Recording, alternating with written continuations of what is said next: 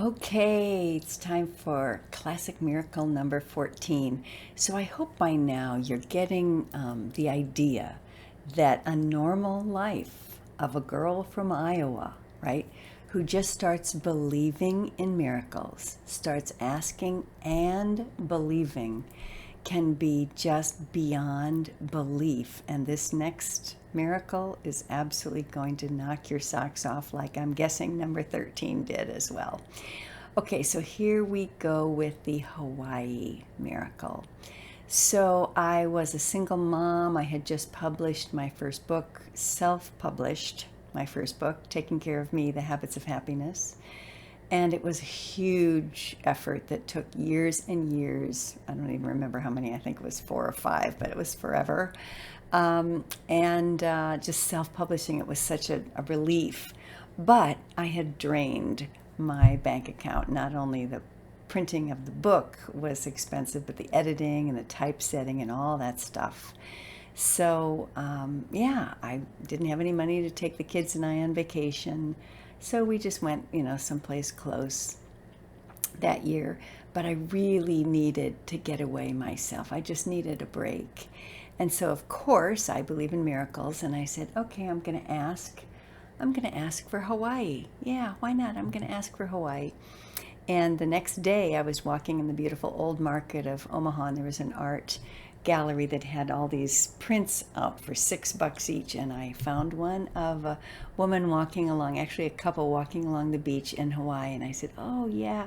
So for $6, I got my beautiful vision board and I put it in the office, and my assistant said, what's that? And I said, well, I'm planning on going to Hawaii soon. And she said, how are you going to do that? And I said, I don't know, maybe I'll speak in Hawaii. I don't know how I'm going to get there.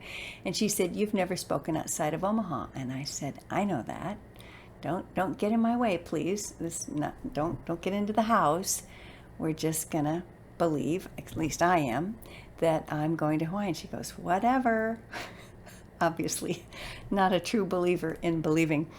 At any rate, 3 days later, I went to a seminar by a guy named Dr. John Rosemond, who is an author of many books on parenting, and he was in, I think, about 250 newspapers, his weekly column, 250 newspapers a week. It was a big deal. And he came to Omaha, and I was getting out of the car in the parking lot to go hear him speak. And I remember as I locked the car with my key, back in those days, that's how we did it, I heard a voice.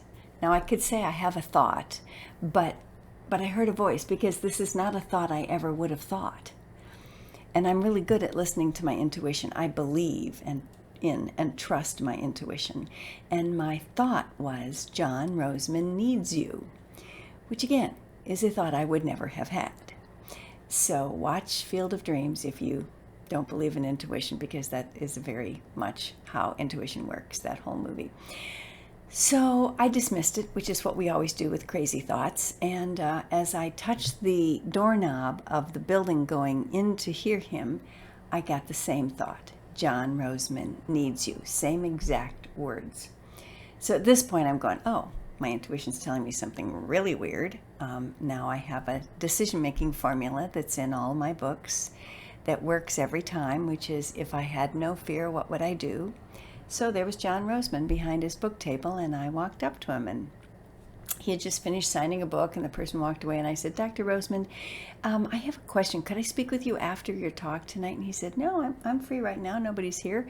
Go ahead. What's your question? And I said, well, you tell parents to get a life, but you don't tell them how. And I just had this really strange thought. In fact, I had it twice. John Rosemond needs you, and I'm not quite sure what it means, but I'm really good at telling people how to follow their dreams and how to get a life. So I don't know. Do you ever have people go with you on tour or follow you up? I'm not even sure what I'm saying. And he said, I know exactly what you're saying. I'm going to hire 3 speakers to join my national team in the next 3 weeks. What's your name again? And I told him, and he said, can I take you out afterwards so we can talk more? And I said, okay. And we went out to the old market. I think we went to M's Pub, And we sat there, and he offered me a contract.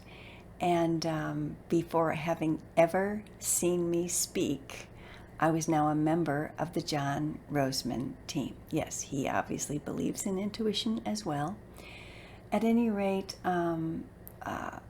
he had double booked himself. 2 weeks later, I got a phone call from his agent, and she said, yeah, John's going to be in Germany. Could you take his talk for him in Hawaii? Yeah, I could. That would be a great end to the story, wouldn't it? But I saved someone's life while I was there. Yeah. So I believe our dreams are calling to us as much as we are calling out for our dreams, dear heart. So listen to your heart. Listen to your heart's desire. Listen to the longings of your heart, and listen to your intuition. Miracles happen. Blessings.